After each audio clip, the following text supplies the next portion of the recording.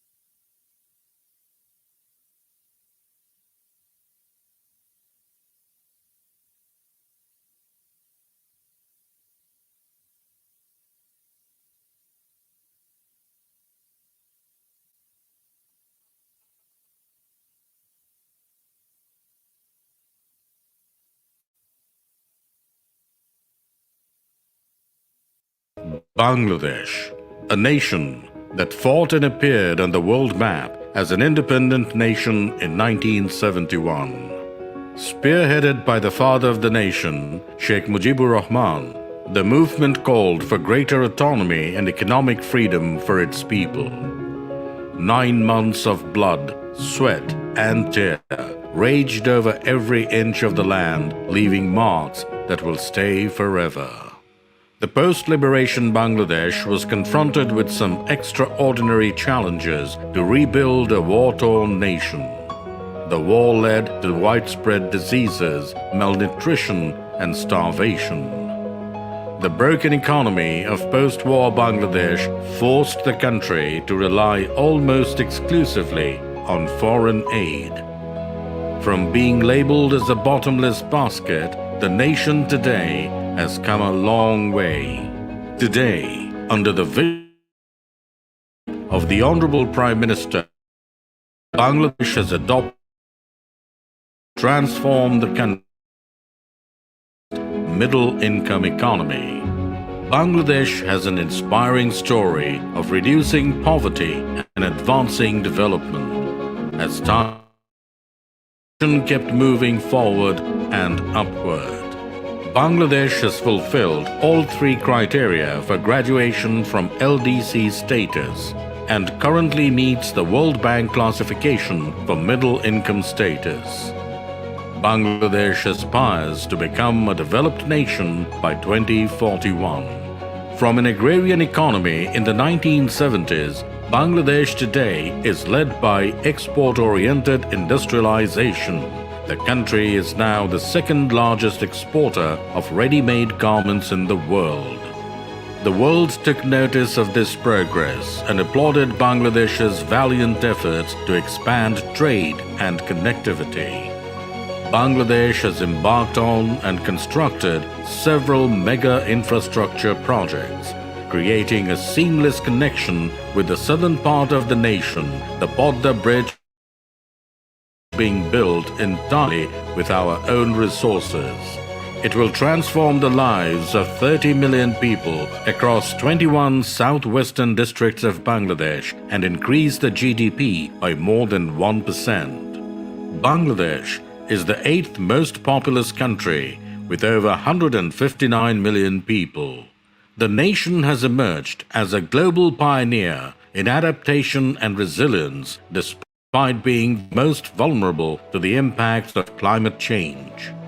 The Honorable Prime Minister Sheikh Hasina has proven that investing in climate change is conducive to achieving sustainable social and economic development. Since 2007, Bangladesh has benefited through the demographic dividend with more people in the working age population.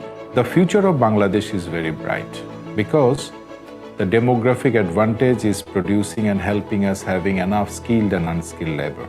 The geographic location with enough infrastructure development and is producing dividend from every corner of Bangladesh, and BEPS-A is playing a very good role in this.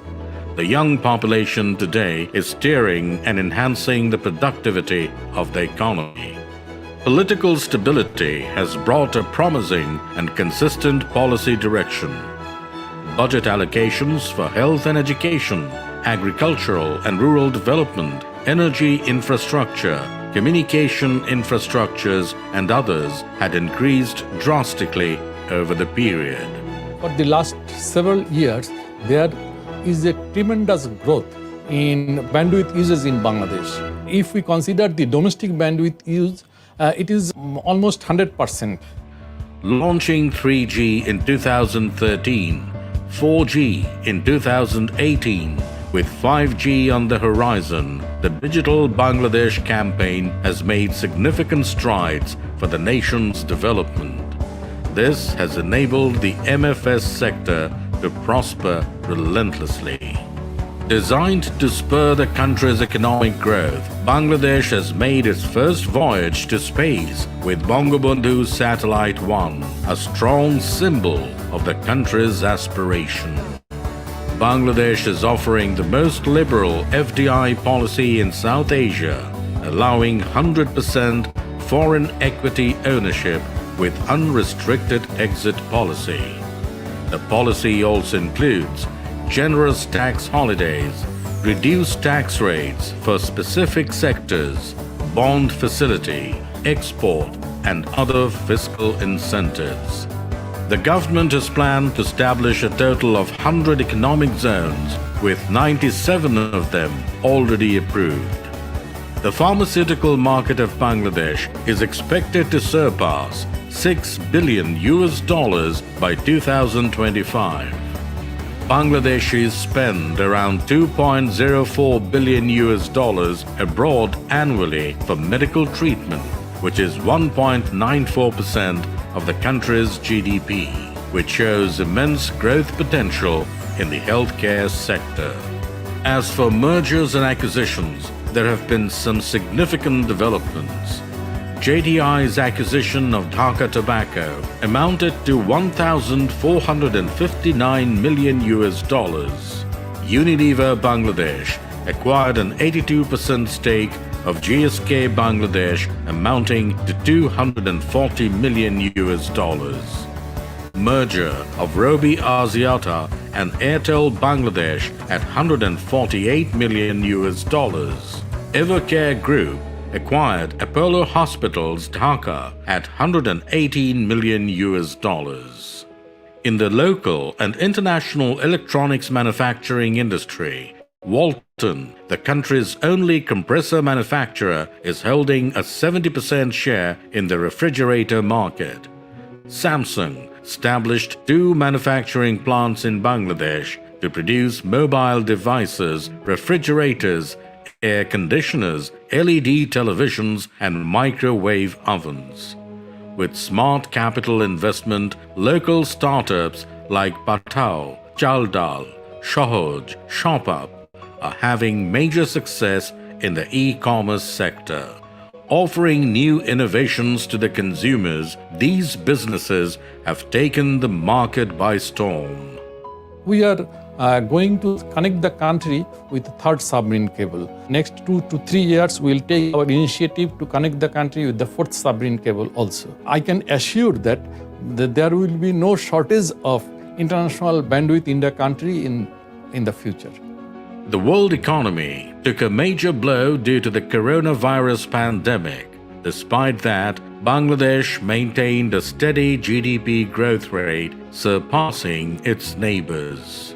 Bangladesh stands out as one of the best options to invest in and ensure sustainable returns on investment.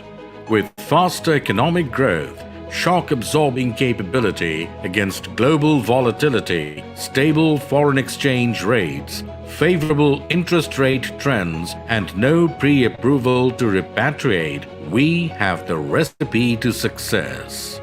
The reasonable wage that Bangladesh is offering because of the population and trained and skilled, unskilled labor force, infrastructure, energy, and port and other facilities that are improving day by day, the cost of production and the productivity both are getting better day by day. And that's why Bangladesh is the next destination for the investors, businessmen, and traders of the world. Following that, we have track records of remarkable progress in the last 50 years. And of course, the uninterrupted flow of educated and trained human capital. Bangladesh is finally here. Bangladesh is ready.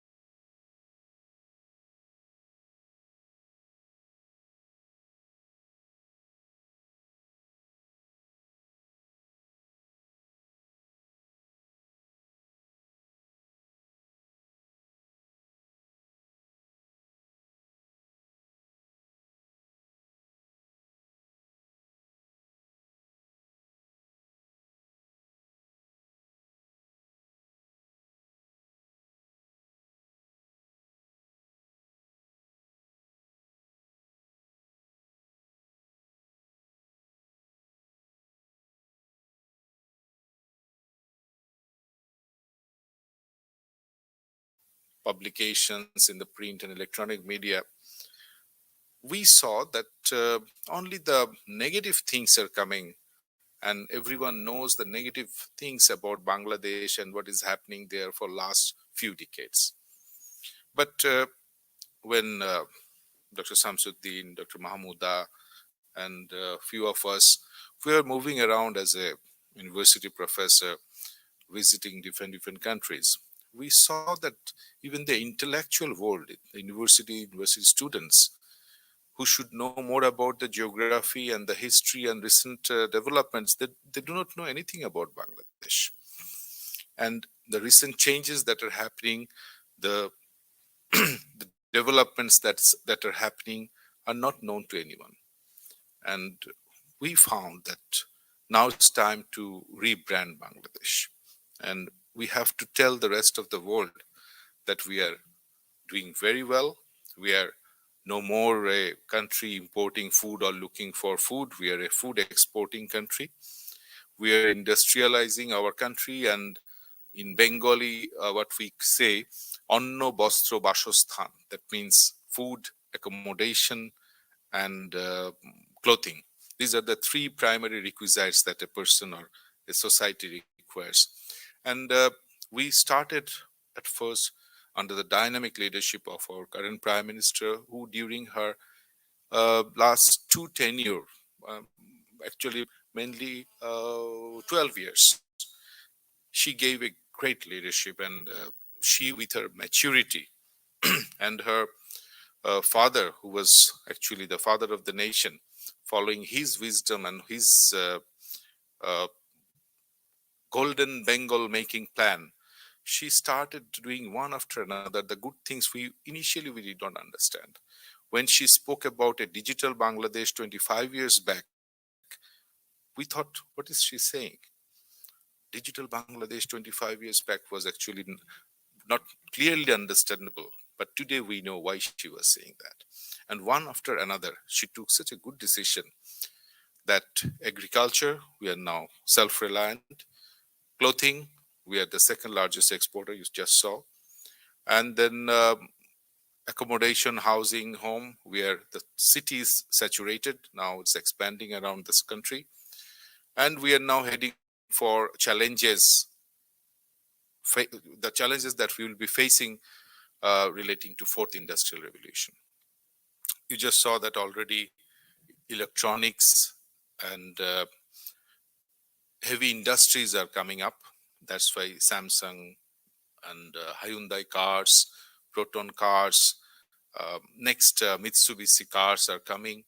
And now India and Bangladesh is jointly making a project to manufacture bus and trucks in Bangladesh. So gradually automobile industry is also coming. So engineering, IT, mechatronics, robotics, in computer science also, they're doing quite well. The software export, the other IT related business like people living in UK and USA, now they're employing our youths who are living in Bangladesh. They're giving them, we call it, I forgot the term,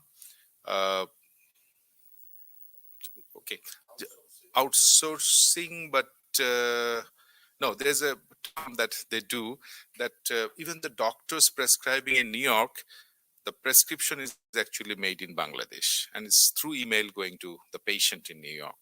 And they're sitting call centers also. So these are the things that are happening, and hundreds of thousands of youth are now currently working for the Western world. So there are many things that are happening which you do not know probably. So that's why we are here. We are here to change the perception that the developed world knows about Bangladesh. And reason we are here is not only to inform you, but also to inform you that you can also take advantage out of it. How? Because UK is a developed country. UK is our proven friend and partner. And what UK has, probably we do not have. Like the R&Ds, research and innovations and developments that you are doing, your specialization, your medical science, your genetic science, your IT related innovations. So these are the things you are very good at. But if you compete with the rest of the world in manufacturing, probably your price will be a little bit higher and you will not be able to compete with the rest of the world. But as just now the presentation you saw, we have a demographic advantage. And we have people there waiting for you to serve you, and who are educated, semi-skilled, skilled, and the workers are there. And the export processing zone, economic zones, if you have your plants there, the products that you will be manufacturing in Bangladesh will be very competitive. And the investors or the businessmen who are having good business in UK will make a good profit out of it, and the margin will be high, the product that you'll be selling will be selling more worldwide because of the cost effectiveness. Yesterday, we went to Marks and Spencer in the Oxford Street, and we saw, I went to the men's department. I was touching every shirt manufactured in Bangladesh. So that means Marks and Spencer is also taking the advantage of manufacturing in Bangladesh. So this is not only one case. I can tell you many in the pharmaceutical sector. The expensive medicines manufactured in Europe, if you produce in Bangladesh, it will be so cost effective that UK pharmaceutical industry will be benefited. Your beautiful electronic and electric cars that you are inventing here, if you produce there, will be very cost effective. And already people are thinking about having their manufacturing plants in Bangladesh. So these are the small things that we want to put together. If these pieces, if we put together, Bangladesh will be benefited because we have a large population and employment will be generated. We'll have our export earning, our export reserve, our current account balance will be better. On the other hand, the investors will be investing in Bangladesh, will be making better margin, more profit, more quantity of marketable products around the world, and Britain can again rule in many sectors like before because of the competitiveness. So these are the partnership that we are here for. We are not here for any more loans or helps or anything. We are here for partnership. We want British and Bangladeshi business people to work together so that it becomes a win-win situation for all. And hopefully tomorrow in our investment summit, our presentation by the government officials, the business and chambers, businessmen and chambers will bless you, and definitely people who will be present there will spread out the news that this is what is happening and take advantage out of Bangladesh. And this is the branding initiative that we are doing, the image building initiative that we are doing, and we are trying to take those age-old perceptions away from the world. So we are here for that purpose only, and I really want to thank TSI, Shamal Dotto and others involved today for inviting us to this wonderful Canary Wharf business area, which is really wonderful to visit, and the iconic buildings are so nice to see. So thank you very much, and hopefully you will join us tomorrow in our show. Invitation is open for you. Thank you very much.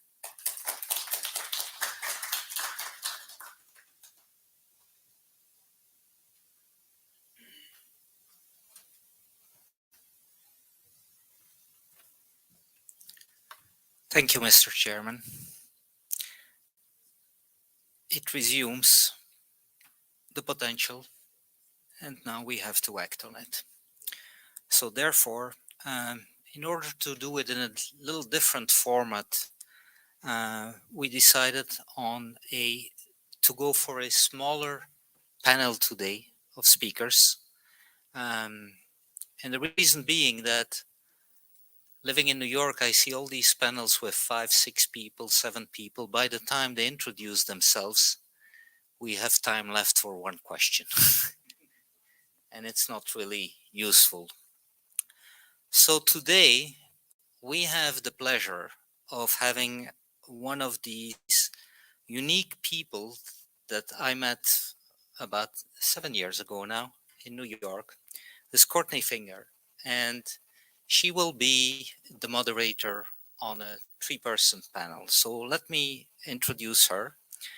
She is editor-in-chief of Investment Monitor, a digital publication focused on foreign direct investments, which launched in September 2020 and is part of Global Data PLC. Before joining the group in spring 2020, Ms. Finger spent 15 years with the Financial Times, where she was editor-in-chief of FDI magazine and the head of content for its associated data division, FDI Intelligence, as well as the contributing writer for the FT newspaper.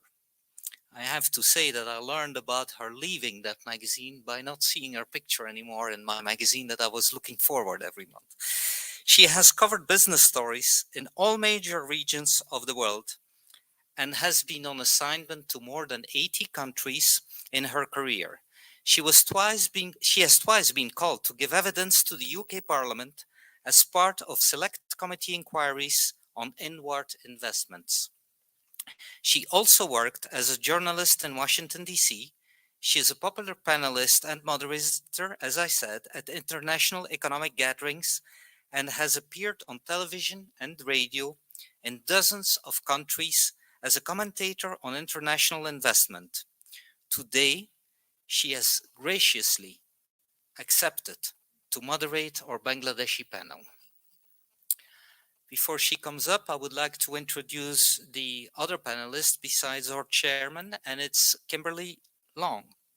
She is associate editor of the Banker magazine. Her role involves covering banking, capital markets, and transaction services from Central Asia to the Pacific Islands. She joined from Euromoney, where she spent 4 years as transaction services editor. Previously, she was acting editor of Trade Finance magazine, part of the Euromoney group. So please, all three of you come to the stage.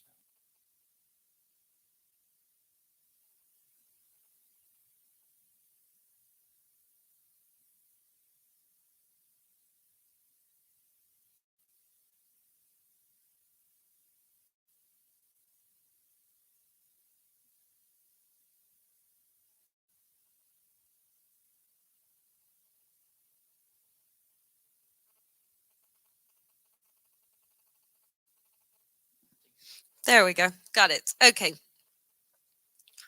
Thank you very much for the kind introduction, and mostly thank you to TSI for inviting me to this event.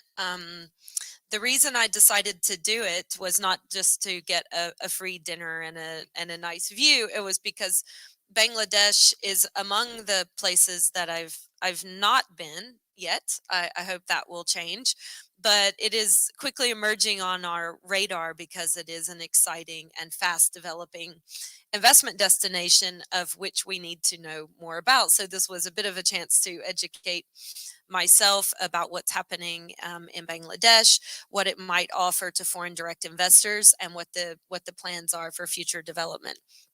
So I enjoyed hearing from the chairman to give us essentially the pitch and how you see things. I'm going to pick up on some of those points and ask you a bit further.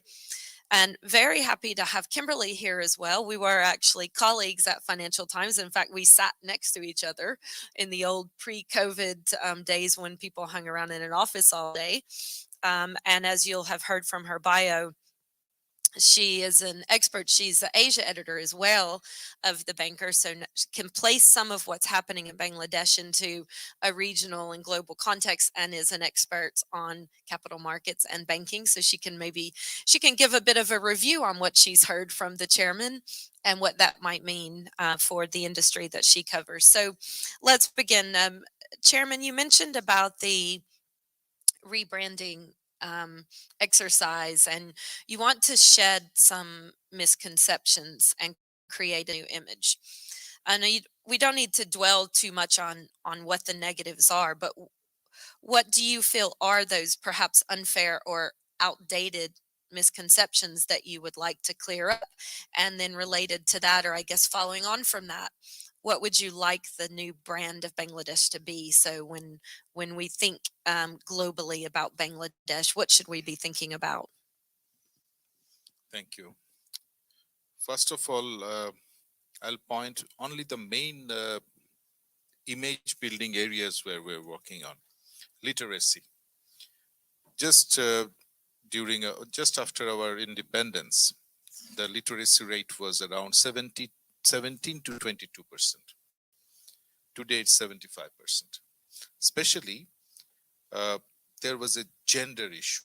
The women, they were left behind. And now during my tenure as the dean of the business school, I found that in our faculty, in the business studies faculty, 51-49. 51 is female student, 49 is men. So I found how the gender issue is changing in Bangladesh. I'll show tomorrow in my presentation that if you compare to India and Pakistan and other neighboring countries that we have, now 42% of our women population, I mean female, are working. Whereas in India and Pakistan, it's ranging between 17 to 32%. So more female population is now getting engaged in the development process. Third is food. That food was an issue that we were looking for food subsidy, food help, importing food from here and there. But the situation has changed. The staple food that we have, the rice, we are exporting that. We have agricultural products. You'll find in many stores in London, the fish and vegetable, those are all coming from Bangladesh. We are also exporting meat now. To big groups, conglomerates are now exporting meat in the Middle East. And you know, in Islam religion, halal meat is an issue, and these companies are exporting halal meat to Middle East and other countries. So food, we are more or less self-reliant, and even we have excess production. Having 170 million people living in a place which is of the size of 1.5 times of New York State. The density of population is one of the highest in the world. So this country is self-reliant, feeding 170 million, that is half of USA, and exporting food is actually a big challenge that we have recovered from. Then let's come to the other issue, energy. A country which was short of electricity, which was short of gas. We have our own natural gas, but due to now industrialization and heavy use of gas, we are now having our own gas, plus we are having LNG and other plants, and we are having right sourcing from the rest of the world. So gas solution is made. Electricity, we have excess production. One stage, it was black every day, 4 to 5 hours. Now we have so much of excess electricity produced that the government is so worried that where we'll sell this, because the production is too much. But we are coping up with the situation that now 100%, almost now it's 99%, Bangladesh is covered with electricity connectivity. So energy solution is made. Airlines, railways, shipping industries. Bangladesh Biman, the national airlines, having other private airlines, they are now doing wonderful business, and they're fully, Bangladesh Biman has enough aircraft than they need. The latest, the Biman aircrafts are the, in terms of aging, is the most young fleet of the world now. The Bangladesh Railway is buying engines one after another, and now we are buying the locomotives to make it very modern, and electric magnetic rail connectivity is now under Spanish survey, so that they give us the project with the financial plan so that we can do it around Bangladesh. Shipping industry, they are buying their own vessels, 6 they are buying now, more are coming. So we are having our transport solution. We are having huge infrastructure development. Just now you saw in the presentation. In the infrastructure development, we have a lot of international partners. China, UK, USA, South Korea, India, everyone is with us. So everyone is taking advantage out of it. And when I say that electronics, we have Samsung and other Hyundai and other companies are there. When we say that infrastructure, we have our international partners are there. When we say in the export processing zone, he has, how many countries are 38 countries having more than 500 industries in the export processing zone. That means that they are investing in Bangladesh and they're taking their profit out of Bangladesh. That's why they're there. And the number is going one after another. We are now planning not to have more EPZs. We're now planning to have economic zones. So 100 economic zones are coming up. That day I was joking with my wife that 30 years before, when I was with my grandfather, we had a lot of water problem. The water supply, it was short, different event was dirty water. So when I met the honorable chairman of WASA, he's here, he's taking care of the water supply of Bangladesh. I told that now I know him and I have no problem. I needed him 30 years before when I have so many problems, but I cannot tell him that I have this problem, please help me. So I was joking with her that I know him after so many years when I have no problem. So this is how things are changing in Bangladesh. So these are the messages that we want to give to the rest of the world, that please come to Bangladesh, be our partner, and take advantage out of the situation.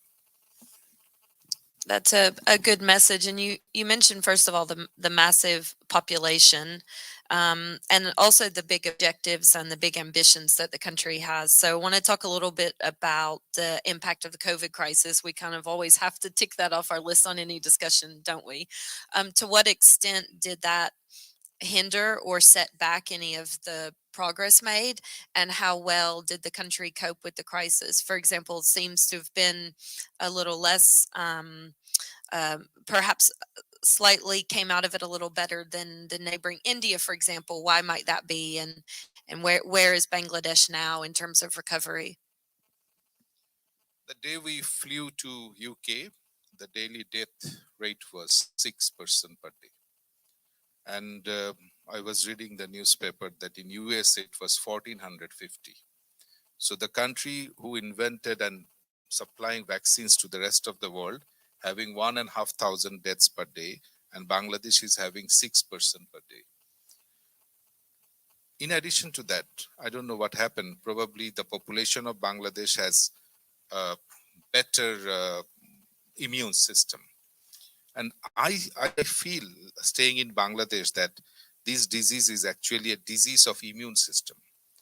Because the richest man living in a house alone, self-isolation, no man, nothing is coming inside, only the virus is going inside. So virus is killing anyone, anywhere, nothing can stop. But the people working in the streets, people working in the garment industries, thousands of workers working together, even staying in, some of them are living in the slums. Nothing is happening to them. So I feel it's a disease of immune system, that you can protect yourself from this disease or not. But now after vaccination, Bangladesh, though we are just a lower middle income country growing, but the vaccination went out very well. And not like here or in USA, that you have to push people to come and take vaccine. You have to take vaccine. Our people are rushing, and it's a big line every day that people are coming to take vaccination. And we have our vaccination sourced from China. UK was the first AstraZeneca that I took.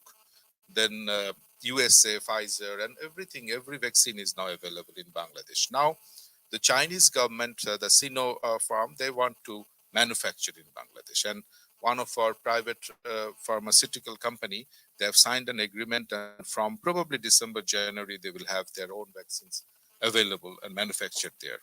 So we have managed this COVID very well, I would say, because the total number of deaths that we have is in a peak day equal to 2 days death of USA. Because in some days I saw 5,000-6,000 deaths in USA per day. In Russia, I saw yesterday 1,000. But in Bangladesh, it's not like that. So this is how we have managed COVID situation. And if you see the statistics, that Bangladesh during COVID is the highest growth that has happened to our GDP during COVID, if you compare to any country in the world. Like during COVID also, we had 7 to 8% before, but during COVID, it was 5 to 6% growth rate. So that means we were working, we were not afraid. Even my commissioner, myself, we never missed our office a single day. We were every day working, not from home. in the office, and we worked 100% days, never left our office for a single day. So this is how we took the challenge of COVID, and that's how the economy is giving dividend. It's good you're able to keep the momentum up. You mentioned the garment industry, and in your talk before, you spoke about some of the newer industries that are being attracted, automotives and other.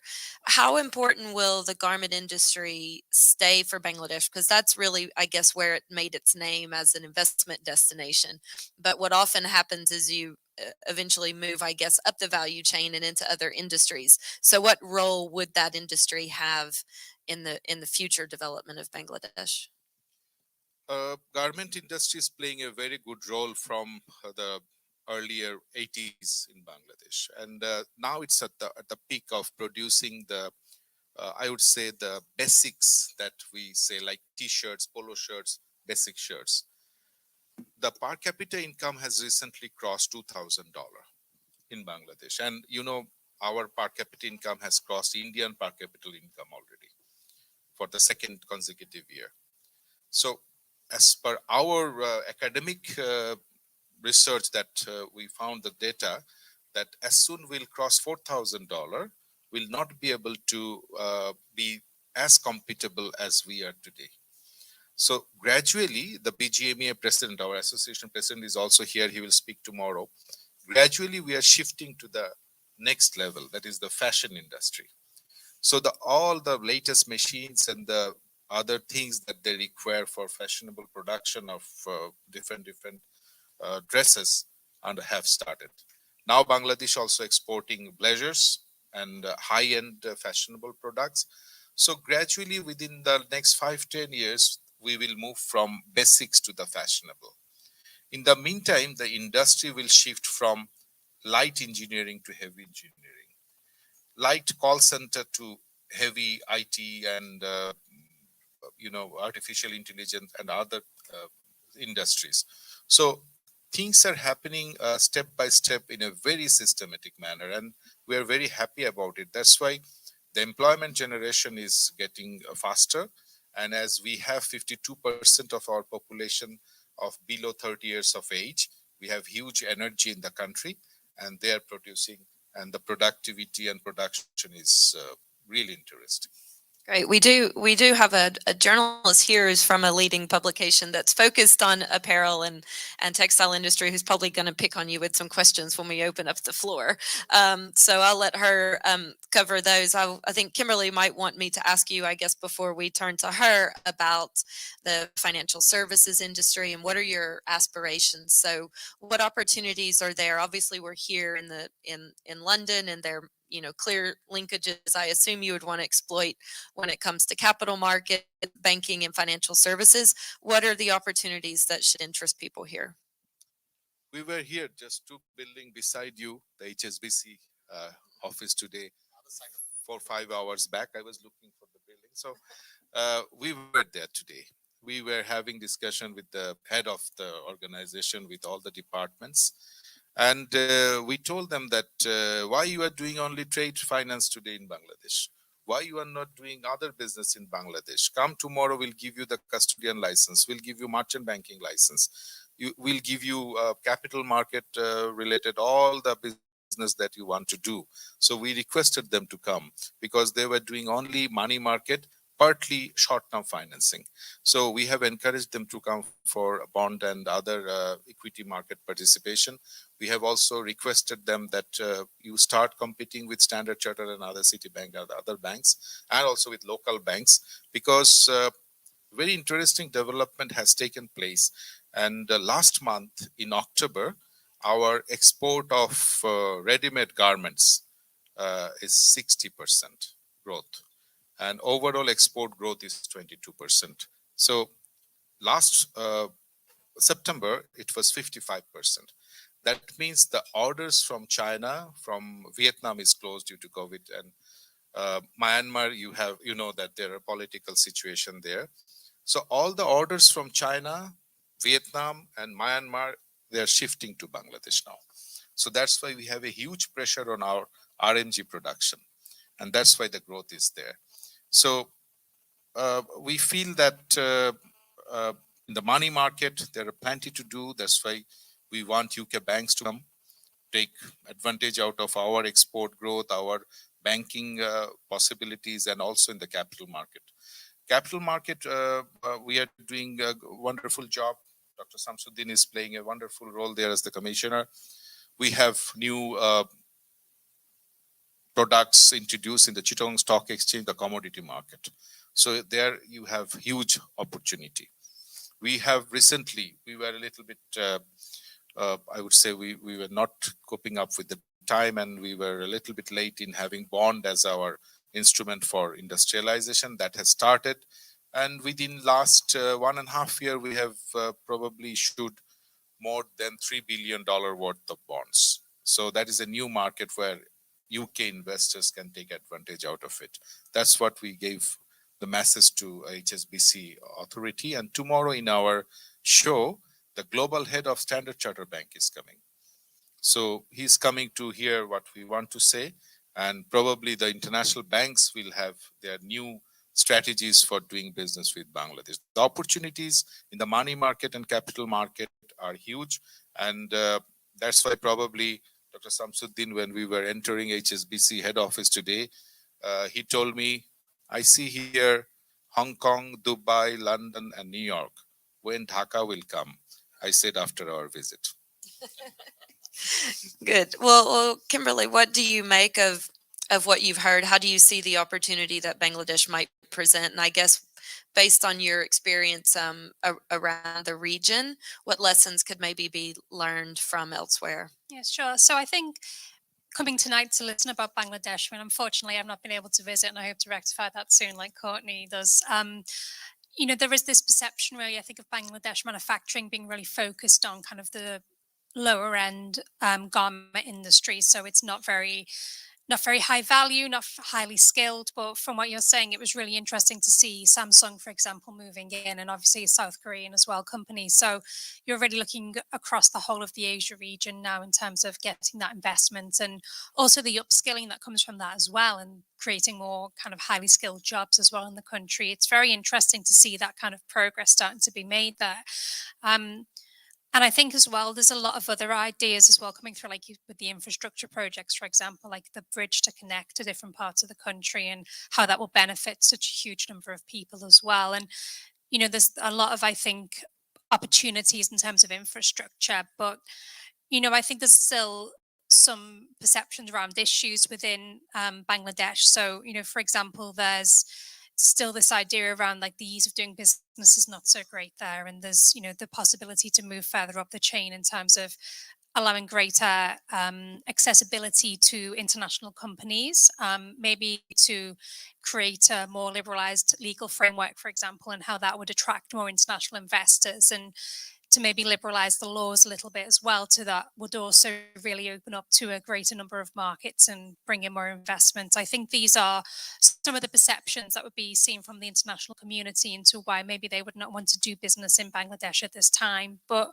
from what you're saying, these are all things that are already in, you know, in your mind, that there is a movement forwards in this to open up more.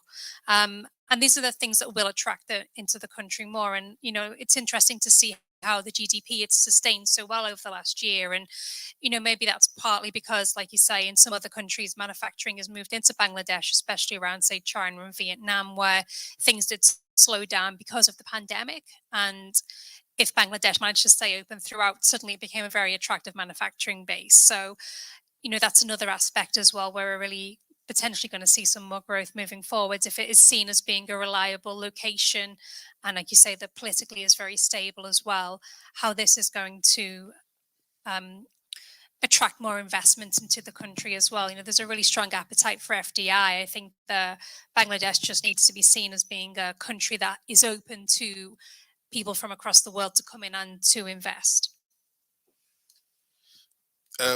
In my speech, I was saying that when 25 years before our Honorable Prime Minister was talking about digital Bangladesh, we did not understand what she was saying about.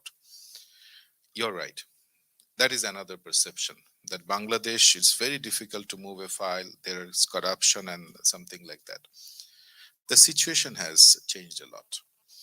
Now, everywhere we are having our IT application. everything is gradually moving and shifting to online platform. This will not only reduce, the speed of doing a business, also reduce the cost and the time frame.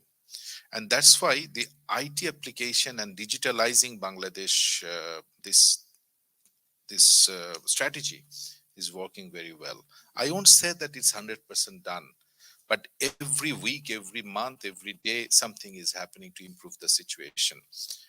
Tomorrow, our BIDA, Bangladesh Investment Development Authority, will definitely show you that how he has 73 process of different application and processing and investment things made online. BEBZA, he's totally on IT base now. So Bangladesh Export Processing Zone Authority is totally IT based. WASA, he has totally made it digitalized. You can pay the bill, you can check everything online, and you don't need to go to any bank or anything to pay any bills or anything anymore. So he and I can cite a lot of example nowadays that they're changing to IT just because to give a better business, better service, and to reduce the application approval process. The banking industry, Mr. Mahtab is the chairman of a bank. They are also moving to from we call it distributed banking system to centralized banking system. And this CBS is the system is really working well now. Banking system is almost online. Other than big loans, everything you can do now online in Bangladesh. So that's why you're right, but now things are changing, and I hope within next year you will see more changes in my capital market, because now we are working to totally digitalize our capital market. So everyone can trade from anywhere in the world 24/7, and all the financial transactions will be also able to do online. Thank you. And Kim, are there examples you might point to, other success stories in the region? I mean, it would seem maybe Vietnam is a model to look at. And then I'll ask the chairman if maybe you see those places as models to look to as well. Yeah, I think definitely where you can see how other countries have started to move up the value chain in terms of the manufacturing. And I think it was interesting to hear about the economic zones as well that you're opening, because I think you see in so many countries like the free trade zones, and both Courtney and I are very familiar with Kazakhstan and what they've done there as well. And kind of having that space to welcome international investors in and to give them a place where they can operate freely and where they understand the laws very clearly as well. I think they're really, that it's the transparency really that they're looking for as well. So I think those kind of ideas are really helpful in kind of drawing in more investments. And I think another point to mention as well really is around kind of the Islamic finance aspect as well. I mean, that's something that I personally have somehow become someone that not an expert on, but I cover quite a lot because I find it such an interesting area of banking, and also in the region it's such a huge area of potential, and there is so much desire and so much appetite for looking to invest in sukuk bonds, for example, and not only from the Islamic world but also kind of from the conventional banking side, looking for another alternative investments. I think that is another avenue as well that could possibly be explored. You're right, and that's why we have in Bangladesh a lot of banks now having Islamic banking system. Many banks, like his bank, is having two different windows. One traditional banking window, the other one is Islamic banking window. In our capital market, like other bonds, like perpetual bonds, subordinate bonds, and other regular bonds, we now have Sukuk bond. Sukuk bond from the public issue that government has made in order to have the water purification and supply system. It was 14 times oversubscribed. And now we have the first green bond for a solar power project issued. It's a very, very ambitious first project actually. And this is worth around $250 million, and so far $150 million already subscribed. So this is how we are popularizing the Sukuk bonds, the Islamic products in Bangladesh. And we know there is a $1 trillion investment lying around the world for Islamic financing. So this is also what we are really keen to look into, and development on that part is also on a move. Thank you. Definitely an exciting area of opportunity for you there, Minnie. I don't want to keep you too much from dinner, but I feel like we should take a couple questions from the audience because obviously it's great to have engagement. Um, back, sorry, you have a person there? What is the market cap of today's Bangladesh stock market? Uh, just to give you an idea that 1 year, little more than, less than 1.5 year, we took the responsibility. It was not so well. It was 11% of our GDP. But within 1 year, it's now 20% of our GDP. That is only within 1 year, we have increased 9%. And the size of our market cap is, it was 35-40 billion probably, but today it's 67 billion US dollar. In the equity market only. I'm not talking about the other market. And the stocks are traded in the local currency, or are there any ADRs? At this moment in local currency, but when you want to invest from UK, you have to go through your NITA account. It's non-resident investors TACA account. So if you send, for an example, 10,000 pound to Bangladesh through this account, it will be converted to a local currency, and you can trade and make money out of it. And through the same account, with your profit, you can bring the money back without any approval or any restriction. You can bring your capital and your profit together through the same currency through which you have invested. Like if you invest through pound, you will get pounds back. If you invest through dollar, you will get the dollar back. So any convertible currency of the world you can use in order to invest and take out of Bangladesh without any approval. And last question, is there a central depository? Yes, we have a CDBL already. And the second one is called Central Counterparty is also coming. So we will be having within next year our day trading more transparent and more better service providing. So CDBL is already there, Central Depository, and CCBL is coming. Thank you. Thank you for the questions. I think there's a question here in the front. The microphone's coming now. I'm from Just Style, so it'll be apparel questions. You spoke about, in your initial speech, you spoke about the importance of the cost effectiveness and profit. Is it working? I'll speak a bit closer to it. In your initial speech, you spoke about the importance of cost effectiveness and profit margins for countries like the UK who want to work with Bangladesh's apparel industry. And during the panel discussion, you mentioned the future of the apparel industry for Bangladesh being more about high-end fashion and focusing more on that more expensive apparel good. So I was wondering, how does Bangladesh plan to make this switch? And what effect will this have on international brands and retailers in countries like the UK that currently work with the apparel industry in Bangladesh due to those profit margins and cost effectiveness? I will start with a sad story that when we started this business and when we were doing a very competitive business, Bangladesh was a little bit exploited, and the buyers from UK and other European countries, they were squeezing them so much that their profit margin went down huge and the margin was little. In some cases, what happened that today also we were discussing that a buyer of UK or European destination, they have a problem in UK, or they become bankrupt, or they have some other issue here, they immediately cancel those orders.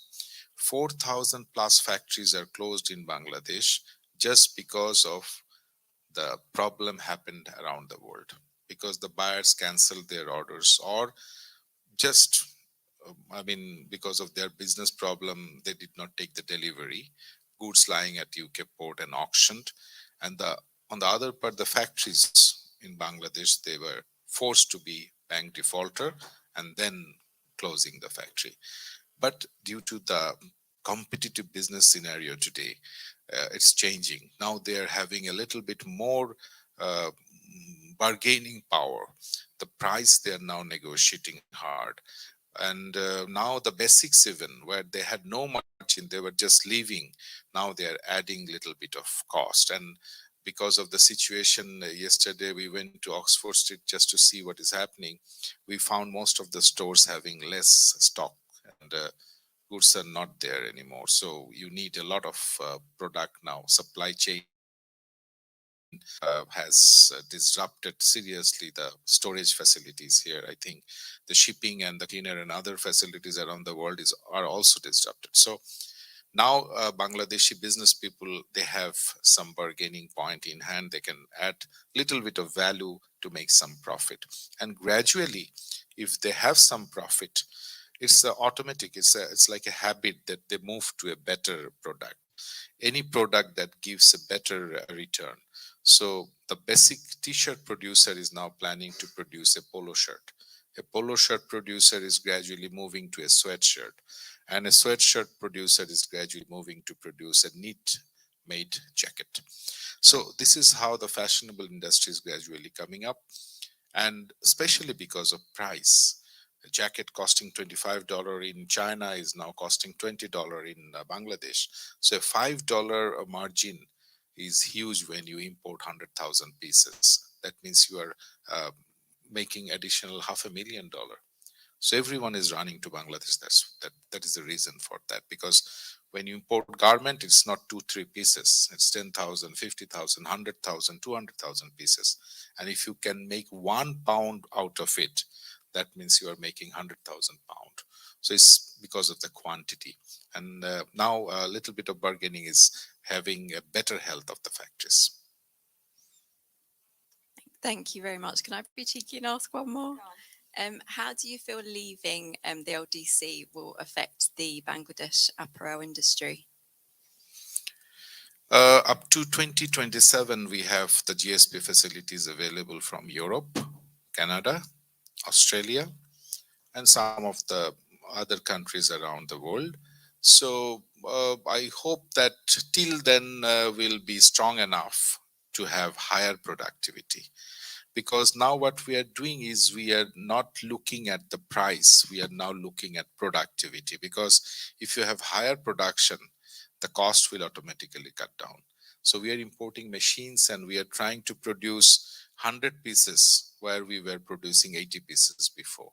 So this higher production will help the industries to still make the same margin when GSP facilities will not be there. But we will have GSP plus till 2032. So we have still 10 years to cope up with the situation. Thank you for the questions. I think we'll probably have to wrap up there so that we can, network and enjoy the dinner. But I would just like to ask you, Chairman, are there any final comments or thoughts you want to make before we conclude? No, I on behalf of our chairman of Bangladesh Export Processing Zone Authority, WASA, bankers, our colleagues from the university, and my colleague from the commission, we want to invite you to Bangladesh. Oh, the son of Samsung manufacturing plant is here.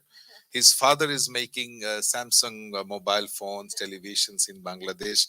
And from March onwards, they will be making Hyundai cars in Bangladesh. The plant is almost ready.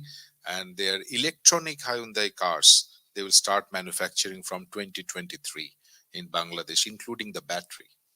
So where is your father? On the way? He should be here today, coming from Bangladesh. All right.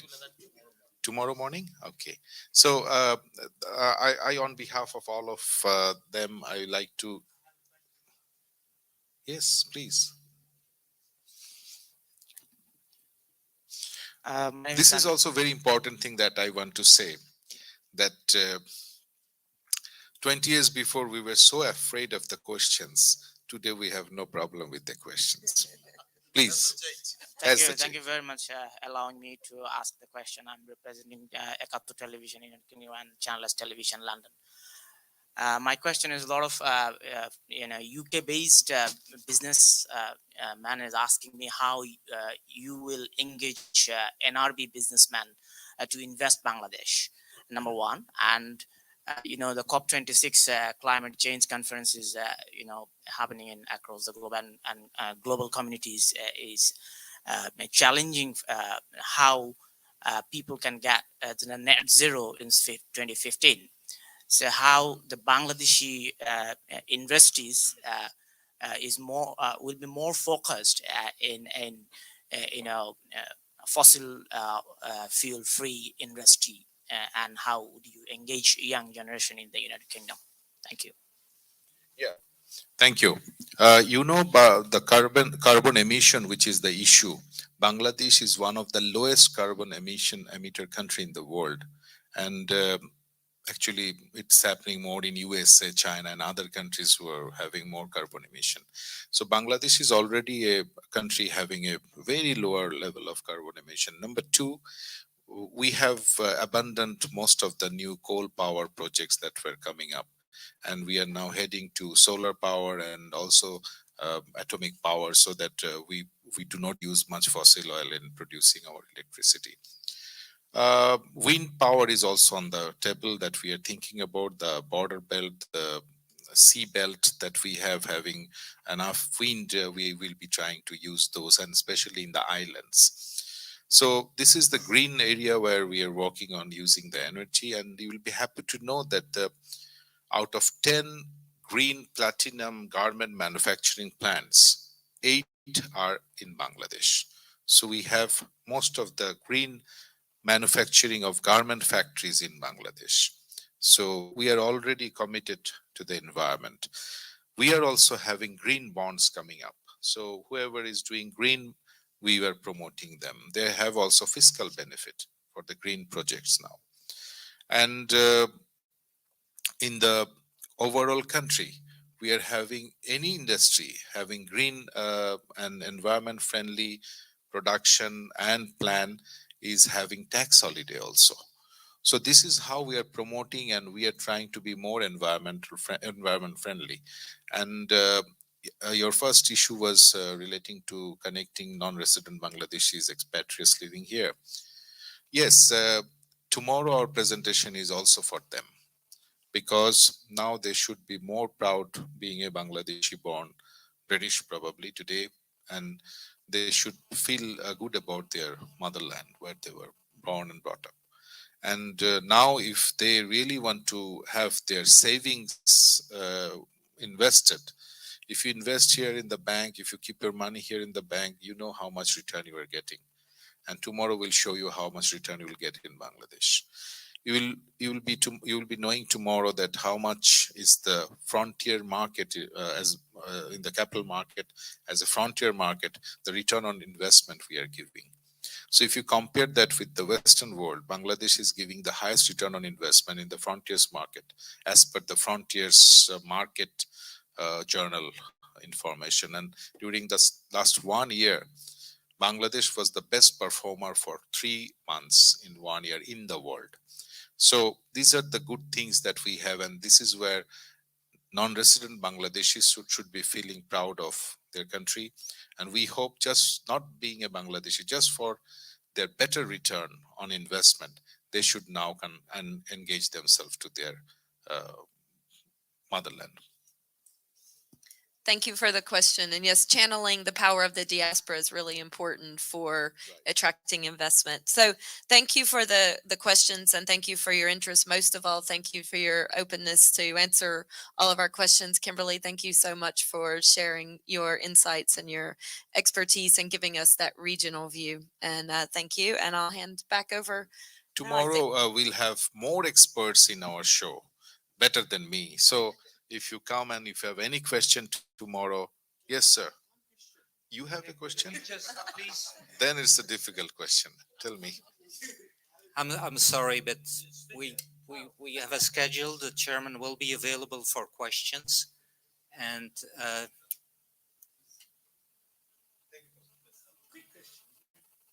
What do you think is necessary for people like you in this important to consider to come to Bangladesh? I mean, his question is now to you that now, as you want Bangladesh to be in the world radar, what we should do from your chair? Advise us for us. Some free advice. Well, I think you. I think that what's happening already is useful because they're the two strands. There is the most important strand, which is actually making a good environment for business, having good opportunities, having a good framework, having opportunities, making it easy to do business or making it easier to do business, skilling the workers, making sure all the conditions are in place for investors is the part one, which is obviously the hardest part and is complicated.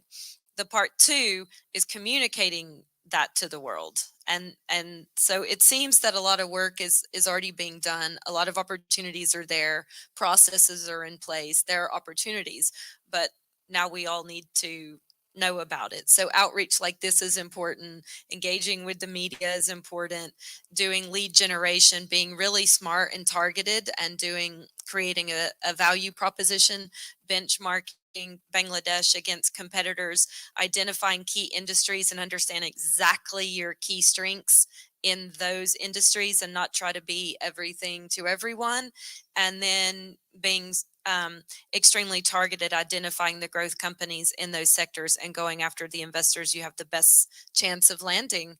I know that's in a nutshell, and I don't want to go on too much and extend the event, but it's essentially the two halves: putting in the work, making the right conditions, but then crucially making sure that investors know about it. And that has to be more than a PR exercise. It has to be understanding the company's needs, engaging with them, and building a smart proposition to explain why Bangladesh solves a business problem that they have, in a nutshell.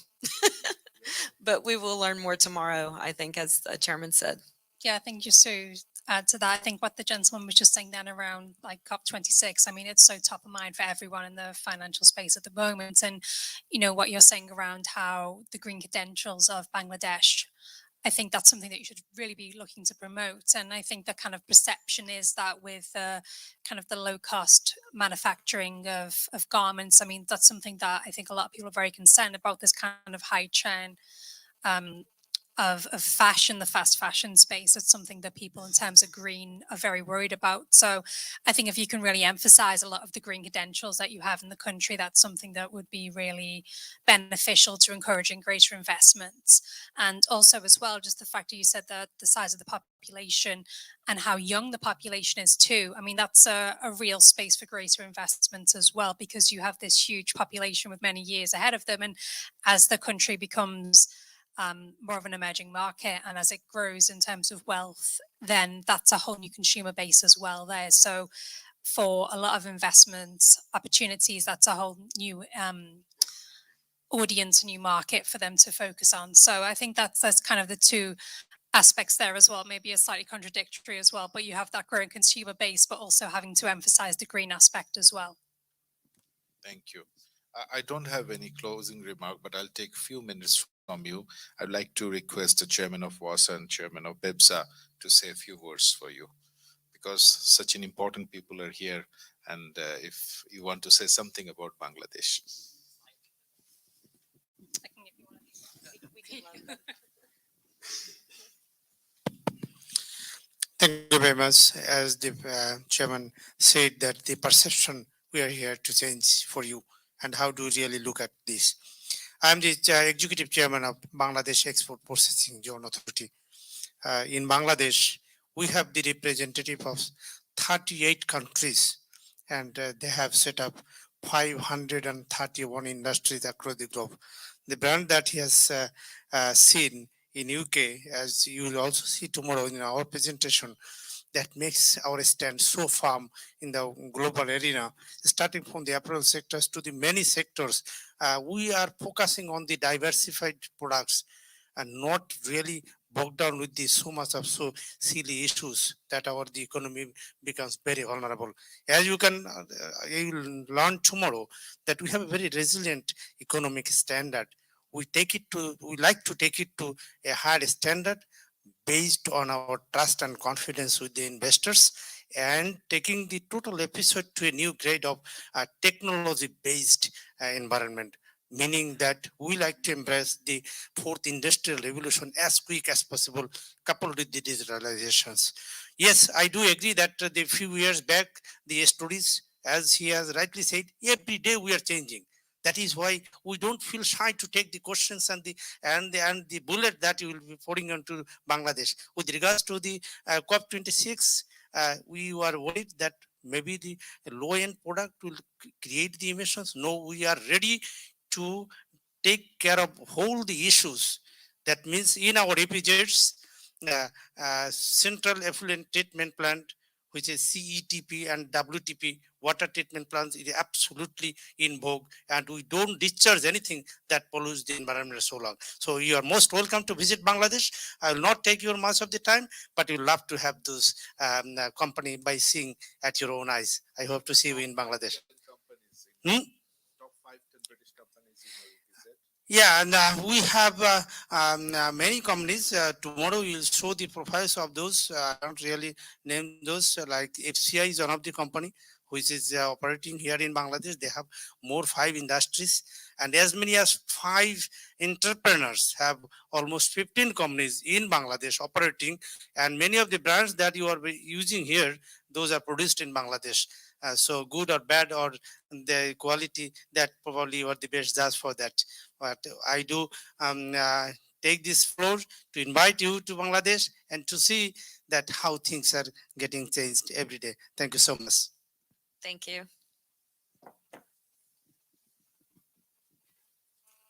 No, I'm sorry. I don't like to speak much because I know you are waiting for the dinner. One of the things that I want to say that I'm from the water sector, and today I had a meeting with Anglian Water, as well as with Thames Water.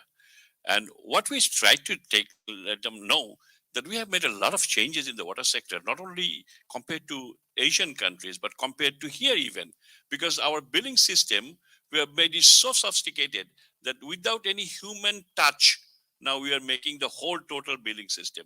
There is no human touch of any people. So that's what is, we have made a tremendous change, and that is the place where a lot of investments are there. We have already made an investment of $2.7 billion, and again, $2.5 billion investments possibilities are there.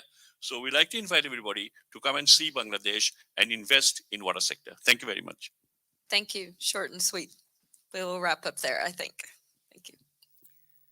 Thank you so much for the panelists and the moderator. Wonderful job. I can see from the enthusiasm of people wanting absolutely to ask their questions, and it's wonderful. And we knew this was going to happen. That's why we insisted and intentionally structured the dinner to be informal, in order to share information between a country that has so much potential and the international investor community and all the representatives of the press that are here present. So I invite you all to cross the hallway where you came from the elevators, go to the other side, and we'll be happy to host you for a dinner over there where you can continue the questions and answers. Thank you very much. Thank you, everyone.